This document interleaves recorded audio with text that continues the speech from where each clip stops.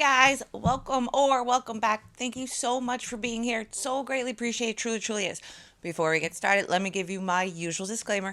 This video is for educational purposes only. Please do not take what I say as fact. Please always do your own research and come to your own conclusions. Next, if you have not liked, subscribed, or commented yet, please consider doing so. It really helps me out and I really appreciate it. So today we are talking about 27-year-old Ilona Golabeck. She was born in Poland and she began immigrating to the UK for work. While there, she would meet and fall in love with 40-year-old Kamil Renozek, and the two would go on to have a daughter together.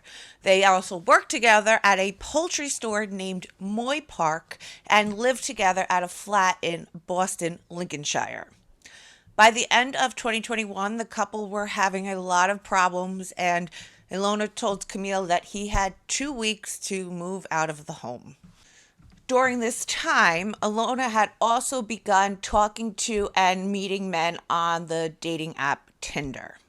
November 9th, 2021, Camille returns home around 11 p.m. after attending a friend's birthday party. When he arrives home, he says he found Ilona on the couch talking to a man that she had met on Tinder. This made him fly into a rage, and he hit Ilona over the head 7 times with a hammer, fracturing her skull. After Ilona was dead, Camille used his butcher skills that he learned at the poultry factory to cut her up into 15 pieces. This is all while their 3-year-old daughter was asleep in her room. He put Ilona's clothes into jars and hid them in a cupboard, and he put the parts into carrier bags and he hid them underneath their flats. November 11th, 2021, in the middle of the night, Camille carried the parts with him while he cycled through a park, dropping the bags in random places. In the days leading up to Camille reporting Ilona missing, he took a lot of steps to cover his tracks. He would call her friends and her family asking if they have seen her or heard from her. He would say how worried he was about her. He would finally report her missing 3 days later. He tells police he was at a birthday party until 11 p.m. When he got home, Ilona was on the couch and he went straight to bed because he was so exhausted. He says that when he got up for work at 2:20 a.m., Ilona had seemingly vanished without her driver's license or her passport. Last seen on CCTV walking home on the afternoon of November 9th. She walks into her flat and she never walks back out. He would spend the next 10 days pretending to be a concerned partner and helping the police to look for Ilona. He would end up being arrested on circumstantial evidence when police found the blood-stained clothing belonging to Ilona in jars inside the couple's flat. But it would take another 3 months for her body parts to be found. At trial, the prosecutor told the jury that this was a brutal, bloody, and senseless killing. It was.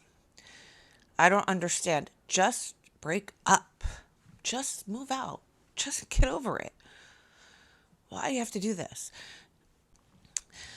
In the aftermath, he made a determined effort to hide the killing by cleaning up blood from the sitting room and chopping her up into 15 separate pieces.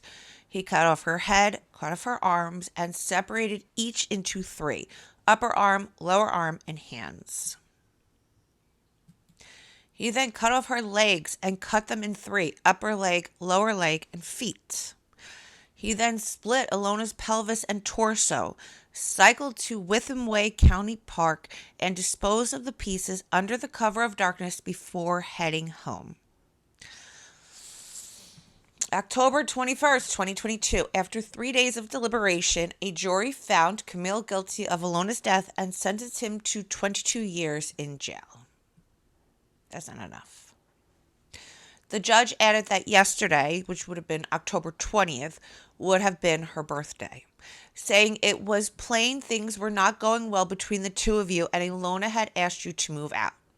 While your 3-year-old daughter was asleep, you picked up a hammer and you hit her at least 7 times in the head. You then took steps to cover your tracks. You lied to her friends and family to see if you could save your own skin. You used a knife or similar implement to disarticulate her body into at least 15 pieces.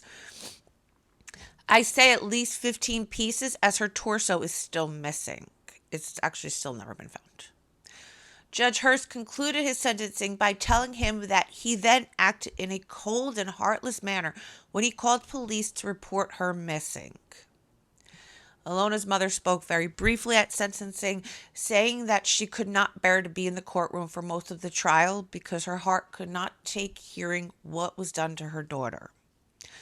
Ending by saying that she would be taking her daughter's ashes to Poland, but leaving her heart in England, the country that she loved. All right, guys, if you're still here, thank you, thank you, thank you. I love you. I appreciate you so, so, so very much. Please like, subscribe, and comment if you haven't yet. You feel so inclined to. If you have any case suggestions, please reach out to me because I feel like I'm having a hard time lately all of a sudden finding good stories and finding stories that you guys would be interested in. So any suggestions, really, really appreciate it. Harding527 at yahoo.com. And until next time, stay safe out there.